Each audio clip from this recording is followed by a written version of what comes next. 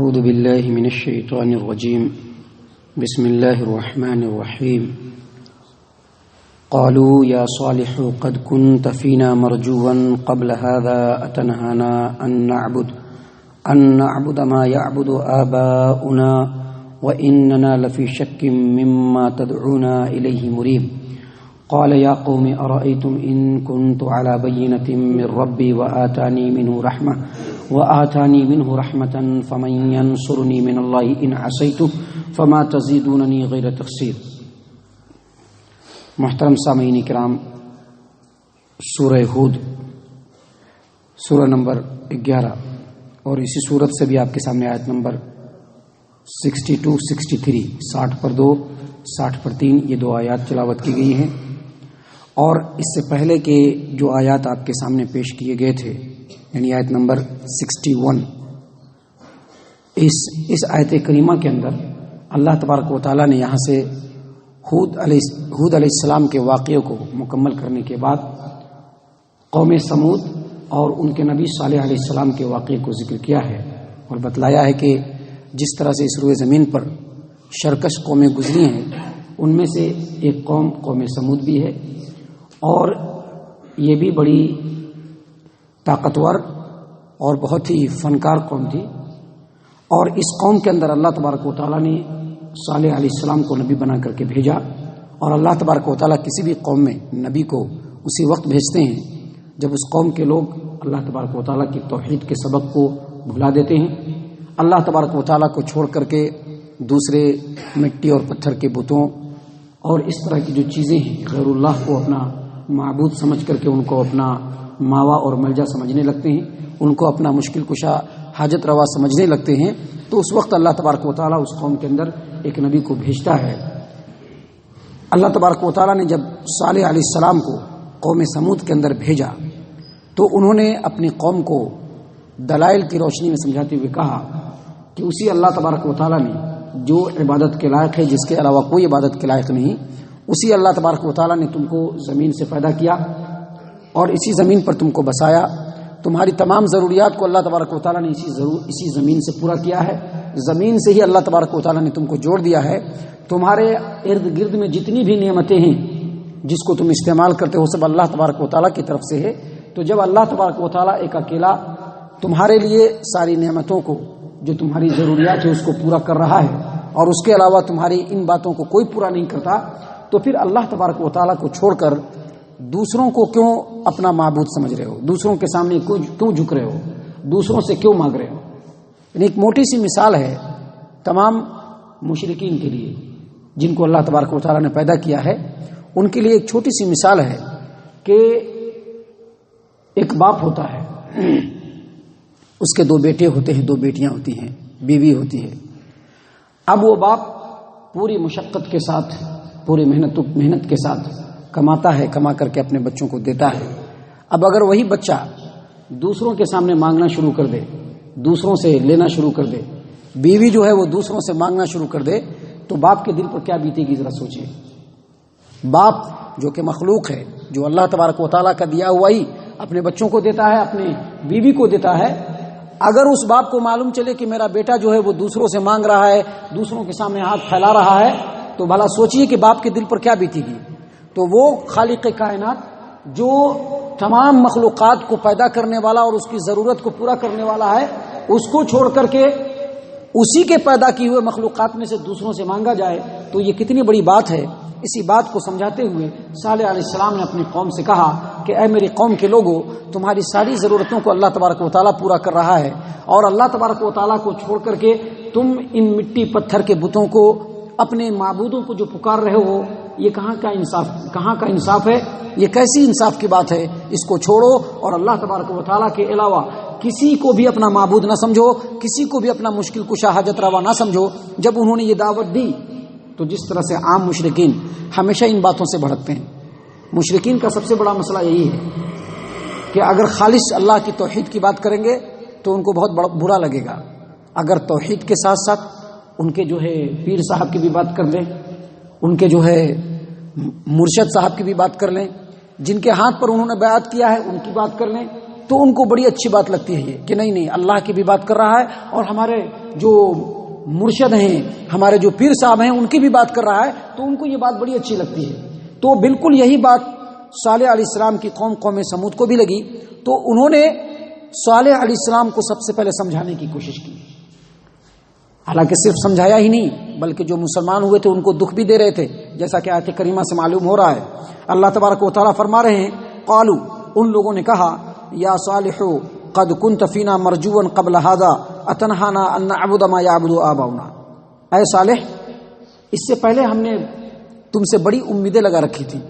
بہت توقعات تم سے تھے، بہت امیدیں ہم لوگوں نے باندھ رکھی تھی، کیا تم ہم کو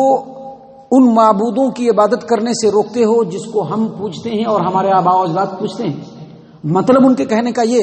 کہ اے صالح تو بڑا اچھا آدمی تھا، تیری باتیں بڑی اچھی تھیں، سماج و معاشرے کے اندر بالکل تو لوگوں کے آنکھوں کا تارا تھا، تیرے اندر اللہ تبارک و تعالیٰ نے عقل و ہنر بھی دے رکھا ہے، تو بڑا ہی عقل مند، بڑا ہی ہونہار، بڑا ہی ہوشیار، بڑا ہی بردبار ہے، اور تمہارے اسی چھوی کو دیکھ کر کے تم ہماری قوم کے بیٹے ہو، ہم لوگوں نے بہت ساری امیدیں تم سے لگا رکھی تھی، لیکن آج ٹھیک الٹا ہو گیا ہے۔ جن باپ داداؤں کے نام کو روشن کرنا تھا، جن کے نام کو بلند کرنا تھا، آج تم انہی کے نام پر بٹا لگا رہے ہو۔ وہ لوگ جس مذہب کو،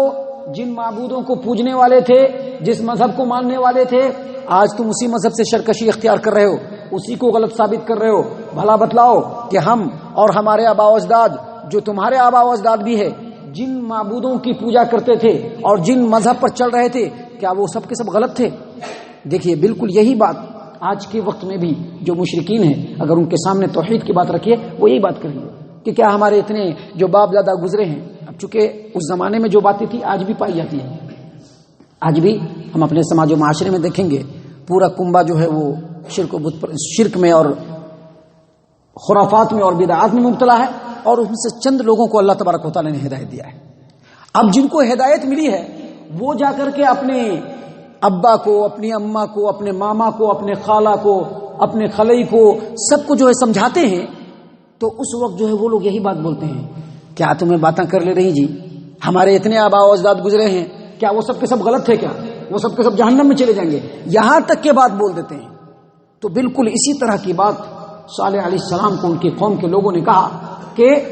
تو بڑا عقل مند آدمی تھا، بڑا ہوشیار، بڑا ہونہار، بڑا بردبار تھا، بہت امیدیں تھی ہماری قوم کو تم سے، لیکن آج تم انہی معبودوں سے ہم لوگوں کو روک رہے ہو جن کو ہمارے باپ دادا پوچھتے ہوئے چلے آئے تھے۔ بھلا بتلاؤ کہ کیا ہمارے باپ دادا جو ہے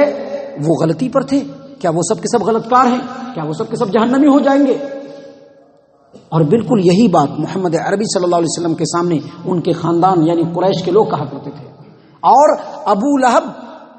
جو نبی صلی اللہ علیہ وسلم کو مبعوث ہونے سے پہلے بہت مانتا تھا، جب نبی صلی اللہ علیہ وسلم نبی بن گئے تو اس کو بھی اسی بات سے سب سے بڑی تکلیف کہ محمد جو ہے وہ ہمارے باپ دادا کو غلط کہہ رہا ہے کہ سب کا سب جہنمی ہو جائیں گے۔ اسی بات کا دکھ صالح علیہ السلام سے ان کی قوم کے لوگوں کو بھی ہو گیا۔ انہوں نے آگے بڑھتے ہوئے اللہ تبارک و تعالیٰ ان کے قوم کے لوگوں کی بات کو بیان فرما رہے ہیں کہ وَإِنَّنَا لَفِي شَكٍّ مِّمَّا تَدْعُونَا إِلَيْهِ مُرِيبٍ، اے صالح تو جو دعوت ہمارے سامنے پیش کر رہا ہے اس دعوت کی وجہ سے ہم بہت زیادہ بے چینی اور بے قراری میں مبتلا ہیں، تمہاری دعوت کی وجہ سے۔ محترم سامعین کرام، نبی جب لوگوں کے درمیان دعوت دیتے ہیں تو ان کے دعوت کا دوہرا اثر پڑتا ہے لوگوں پر۔ جو لوگ ایمان لاتے ہیں اللہ تبارک و تعالیٰ ان کے اس ایمان لانے کی وجہ سے، چونکہ نبی کی دعوت پر وہ ایمان لائے ہیں، ایمان لانے کی وجہ سے اللہ تبارک و تعالیٰ ان کے دل کے اندر وہ مضبوطی، وہ استقامت اور وہ جرأت دے دیتے ہیں کہ وہ حق بات کو بھی لوگوں کے سامنے بیان کرتے ہیں۔ اور جب مخالفین ان کے اوپر ظلم و ستم کے پہاڑ ڈھاتے ہیں تو ان ظلم و ستم کو سہنے کی بھی طاقت ان کے دل کے اندر اللہ تبارک و تعالیٰ نبی کی دعوت کی وجہ سے ڈال دیتا ہے۔ لیکن اس کے جسٹ اگینسٹ میں جو مخالفین ہوتے ہیں، جو منکرین ہوتے ہیں، جو کافرین ہوتے ہیں، ان کے سامنے جب نبی کی دعوت پہنچتی ہے تو ان کو بڑی بے چینی، قلبی اضطراب، بے قراری ہو جاتی ہے۔ کیوں ہوتی ہے؟ ایک تو یہ کہ نبی جو دعوت دیتے ہیں تو نبی کی دعوت کے پیچھے مضبوط دلائل ہوتے ہیں، عقلی اور نقلی۔ کائنات بھی ان کے دعوت کے اوپر دلیل ہوتی ہے، اور اللہ تبارک و تعالیٰ سات آسمان کے اوپر سے، عرش پر سے اللہ تبارک و تعالیٰ ان کی نبوت کی صداقت اور حقانیت کی دلیل پیش کر دیتا ہے۔ تو ان کی جو دعوت ہوتی ہے اس کے پیچھے مضبوط دلیل ہوتی ہے، لیکن اس کے مقابلے میں اس کے مقابلے میں یہ لوگ جو نبی کے منکرین ہوتے ہیں، مخالفین ہوتے ہیں، جو نبی کی دعوت کو قبول کرنے کے بجائے اپنے باپ دادا کے رسم و رواج کو اپنے گلے سے لگائے ہوتے ہیں، ان کے پاس دلیل نہیں ہوتی ہے. ان کے پاس دلیل ایک ہی چیز ہوتی ہے، کیا؟ ہمارے باپ دادا کے زمانے سے ایسا ہوتا چلا رہا ہے، اس کے کہنے سے ہم کیسے چھوڑ دیں؟ ہاں، ہمارے باوا، ہمارے دادا، ہمارے پورے خاندان کے لوگ، ہمارے پورے کنبے کے لوگ، پورے قبیلے کے جو پرانے زمانے سے سالہ سال سے صدیوں سے اسی چیز کو مانتے آئے ہیں، آج ہم اس کو کیسے چھوڑ دیں؟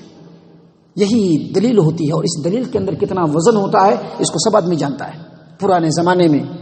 باپ دادا میں سے کسی نے ایک رسم و رواج کی بنیاد ڈال دی ہوتی ہے. وہ رسم و رواج چونکہ ہمارے ابا نے کیا ہے، ہمارے دادا نے کیا ہے، وہ لوگ کرنا شروع کر دیتے ہیں. کرتے کرتے ابھی مذہبی رنگ نہیں ہوتا ہے، لیکن ایک عرصہ گزرنے کے بعد اسی کو مذہبی رنگ دے کر کے لوگوں کے سامنے پیش کر دیا جاتا ہے. آپ دیکھیے نوح علیہ السلام کے زمانے کا واقعہ. نوح علیہ السلام کے زمانے میں جب شرک و بت پرستی کی ابتدا ہوئی، کیسے ہوئی؟ شیطان آیا اور پٹی پڑھایا کہ یہ جو تمہارے نیک لوگ ہیں ان کے بت کو بنا کر کے اپنے عبادت خانے میں رکھ لو. پوجا نہیں کرنا ہے، خالی سامنے رکھنا ہے کہ دیکھ کر کے ہمارے آبا و اجداد ہیں، بڑے نیکوکار ہیں، ان کو دیکھ کر کے عبادت میں لذت آئے گی، ایسا کرو. شیطان نے پہلے پٹی پڑھائی، باپ دادا نے یہ کام کر دیا. ایک نسل جب گزر گئی تو پہلی جو نسل تھی وہ عبادت اور مذہب بول کر کے نہیں کرتی تھی، لیکن دوسری جو نسل آئی تو وہ عبادت اور مذہب سمجھ کر کے کرنا شروع کر دیا. تو ایسا ہی ہوتا ہے، ایک رسم کی بنیاد باپ دادا کے زمانے سے پڑتی ہے اور بعد کے لوگ اسی کو دلیل بنا کر کے، اسی کو مذہب، اسی کو عقیدہ اور اسی کو عبادت بنا کر کے کرنا شروع کر دیتے ہیں. تو ایک وجہ یہ ہوتی ہے بے چینی اور بے قراری کی. اور دوسری وجہ ان کے اندر جو بے چینی اور بے قراری کی ہوتی ہے وہ یہ ہوتی ہے کہ جب انبیاء دعوت دیتے ہیں تو ان پر ایمان لانے والے، مثال کے طور پر ایک گھر میں اگر 10 آدمی ہے تو ایک آدمی ہوتا ہے، ایک آدمی ایمان لے آتا ہے اور وہ اس کا اپنا ہوتا ہے، اپنا خون ہوتا ہے، اور باقی 9 جو آدمی ہوتے ہیں وہ ایمان نہیں لائے ہوتے ہیں. اب جو یہ 9 آدمی ہے وہ ان کے اوپر ظلم و ستم کرنا شروع کر دیتے ہیں، اور یقیناً ظلم و ستم کرنا شروع کر دیتے ہیں. جب ظلم و ستم کرنا شروع کر دیتے ہیں تو یہ جو ایمان والا ہے ان کے ظلم و ستم کو سہنے کے بعد بھی ان کے دل کے اندر اطمینان ہوتا ہے. لیکن یہ جو ظالم ہیں، جو مشرکین ہیں، جو کافرین ہیں، یہ ظلم کرنے کے بعد بھی ان کے دل کے اندر چین و سکون نہیں رہتا ہے، وہ مزید ظلم کرنا شروع کر دیتے ہیں. اور صرف یہ ایک گھر کی بات نہیں ہوتی ہے. نبی کے زمانے میں ایک معاشرے کے اندر ہر گھر سے ایک دو آدمی مسلمان ہوا اور سارے کے سارے لوگ بالکل بے چینی اور بے قراری میں مبتلا ہو گئے. اور بالکل یہی حال کفار و مشرکین جو مکہ کے تھے ان کا بھی تھا، جو صالح علیہ السلام کی قوم کا تھا. بالکل اسی لیے اللہ تبارک و تعالیٰ یہاں پر ان باتوں کو بیان فرما رہا ہے کہ صالح علیہ السلام کی قوم کے لوگوں نے کہا کہ اے صالح، تم جو توحید کی دعوت دیتے ہو اس کے بارے میں ہمارے دلوں کے اندر بڑی بے چینی اور بڑی بے قراری ہے، ہم لوگ سمجھ نہیں پا رہے ہیں کہ کیا کریں. اور بالکل یہی بات کفار و مشرکین بھی نے کہا تھا. جب اللہ کے رسول صلی اللہ علیہ وسلم کے اوپر ایمان لانے والے 80 لوگ مکہ کو چھوڑ کر کے حبشہ کی طرف ہجرت کر گئے، سارے کے سارے لوگ بے چینی کے شکار ہو گئے کہ کسی کا بیٹا ہے، کسی کی بیوی ہے، کسی کا باپ ہے، کسی کا بھائی ہے، کسی کی بہن ہے. اپنے خاندان والوں سے بغاوت کر کے یہ لوگ اپنے اپنے ملک کو چھوڑ کر کے چلے گئے. یہی بے چینی صالح علیہ السلام کی قوم کے لوگوں میں بھی تھی. لہٰذا ان لوگوں نے سب سے پہلے کیا ڈیمانڈ کیا کہ اب تم اس دعوت کو چھوڑو اور اپنے باپ دادا کی دعوت کو پکڑ لو، اپنے باپ دادا کے دین کو پکڑ لو. صالح علیہ السلام نے اس کے جواب میں کہا، یا قوم، اے میری قوم کے لوگ، ارأیتم، تمہارا کیا خیال ہے، ان کنت علی بینۃ من ربی، اگرچہ اللہ تبارک و تعالیٰ نے، اگر اللہ تبارک و تعالیٰ نے مجھ کو ایک ہدایت دیا ہے. ہدایت دیا ہے کیا مطلب؟ ابھی نبی نہیں بھی بنا تھا تب بھی تمہارے شرکیہ کاموں سے ہم کو بیزاری ہوتی تھی، ہم اس کو ماننے کے لیے ریڈی نہیں تھے. اور پھر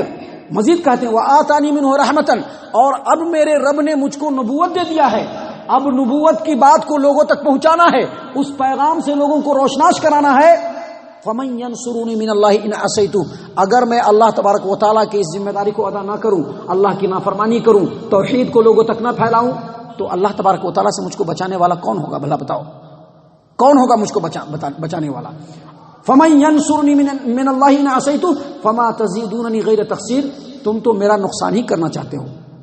میرا نقصان ہوگا اگر میں اپنی نبوت کو لوگوں تک نہیں پہنچاؤں. لہٰذا اے میری قوم کے لوگوں، تم جو چاہتے ہو کہ اللہ تبارک و تعالیٰ نے جو نبوت، جو ذمہ داری میرے اوپر ڈالی ہے اس کو چھوڑ کر میں دوسری چیزوں کے پیچھے پڑ جاؤں تو ایسا ہو نہیں سکتا. میں اپنا نقصان نہیں کر سکتا ہوں، اللہ تبارک و تعالیٰ کی دعوت کو لوگوں تک پہنچاتا ہی رہوں گا. محترم سامعین کرام، آگے اور بھی باتیں ہیں. قوم اور صالح علیہ السلام کے درمیان ابھی اور بھی باتیں ہوئی ہیں، کچھ اور بھی واقعات ہیں جس کو اللہ تبارک و تعالیٰ نے آگے مختصراً بیان کیا ہے، جس میں مکہ والوں کے لیے بھی اور آنے والے تمام لوگوں کے لیے بھی نصیحتیں ہیں۔ اللہ تبارک و تعالیٰ سے ہم دعا کرتے ہیں کہ اللہ تبارک و تعالیٰ ہم تمام کو ان باتوں کے اوپر غور و فکر اور تدبر کرنے کی توفیق عنایت فرمائے، ہم تمام کو صحیح معنوں میں مومن اور مسلمان بنائے، جنت الفردوس میں جگہ عطا فرمائے۔ اے اللہ ہم تمام کو جہنم سے پناہ دے، اے رب العالمین ہم تمام کو جہنم سے پناہ دے، اے مالک الملک ہم تمام کو جہنم سے پناہ دے، آمین یا رب العالمین۔ وما علینا الا البلاغ المبین۔